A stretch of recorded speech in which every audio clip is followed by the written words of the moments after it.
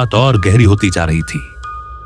अमित, रवि और होश में आया हुआ सुनील डर के मारे जंगल से बाहर निकलने की कोशिश कर रहे थे, लेकिन जंगल का रास्ता जैसे बदल रहा था। हर मोड़ पर पेड़ और झाड़ियां उनके सामने आ जाती, मानो कोई अदृश्य शक्ति उन्हें रोक रही हो। अचानक एक डरावनी आवाज गूंजी, तुम लोग बच नहीं सकते, ये जंगल तुम्हारी कब्रगाह बनेगा। जंगल के बीचों बीच एक पुराना सूखा पेड़ आग पकड़ने लगा।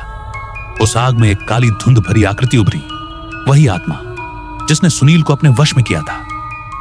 आत्मा की आंखें लाल अंगारे की तरह चमक रही थीं और उसकी आवाज गूंज रही थी, तुम लोगों ने मेरी ताकत को कमजोर किया है, अब इसकी सजा भुगतो।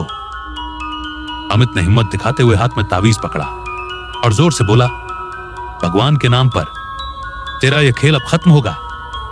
एक तेज आवाज के साथ तावीज से रोशनी निकली, हवा में आग की लपटें उठी, पेड़ झुकने लगे और आत्मा चीखती हुई काले धुएं में बदलकर गायब हो गई। जंगल में अचानक एक अजीब सी शांति छा गई। रवि और सुनील ने राहत की सांस ली, लेकिन अमित की आंखों में डर की एक झलक थी। उसी समय जंगल के किसी कोने से फिर से एक धीमी सी हंसी सुनाई दी। ये कहानी खत्म नहीं हुई, अभी तो शुरुआत है।